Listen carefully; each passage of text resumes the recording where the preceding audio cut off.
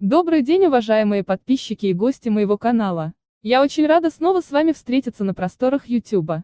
Сегодня у нас очередное видео на здоровую тему, а конкретнее будем избавляться от кашля. Но прежде чем я начну, обязательно подпишитесь на наш канал, чтобы не пропустить новое видео. А также оставьте свое мнение в комментариях. Ну а я начинаю. В этом видео я раскрываю вам секрет высокоэффективного рецепта от сильного кашля. И главное, это натуральное лекарство действует уже через несколько часов.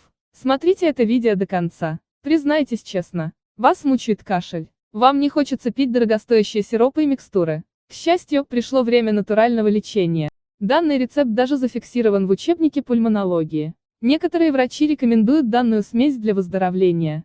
Если хотите избавиться от сильного кашля раз и навсегда, предлагаем вам сделать смесь по чудо-рецепту. В 500 мл кипятка нужно добавить 3 листка герани и 3 поломанных ореха прямо в скорлупе. Далее в эту смесь вы добавляете 3 столовых ложки базилика. Затем ставим смесь на медленный огонь и варим в течение 5 минут. Потом отключаем смесь и даем ей остыть. Достаточно будет 20 минут. Если хотите, то можете добавить мед.